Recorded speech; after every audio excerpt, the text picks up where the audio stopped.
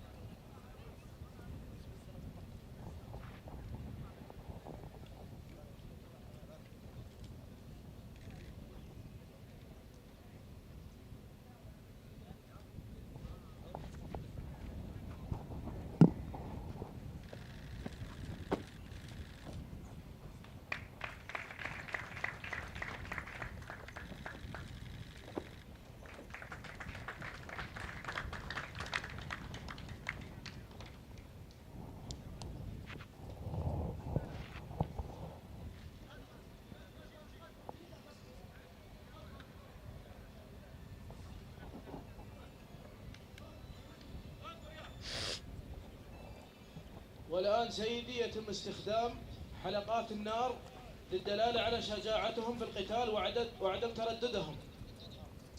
معالي وزير هذا waxay soo bandhigi doonaan qaabka looga boodo dabka holcaya si ay u muujiyaan geesinimadooda iyo kalsoonida ay isku qabaan waqtiyada uu dagaalku jiro.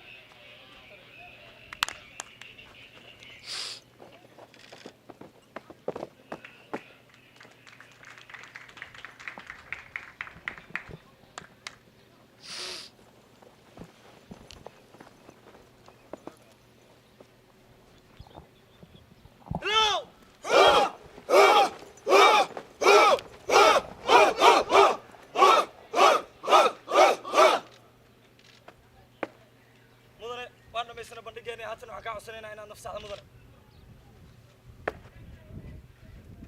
hurry hurry ard karate yes sir karate yes sir karate yes sir yes sir yes sir yes sir yes sir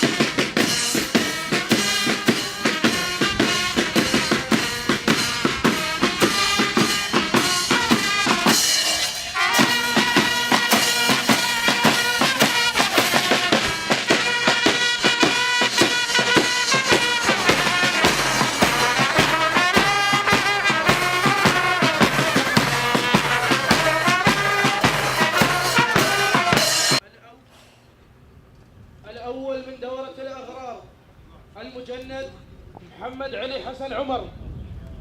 askariga koobaad ee garakaalinta koobaad ciidamada milatariga dable maxamed cali xasan.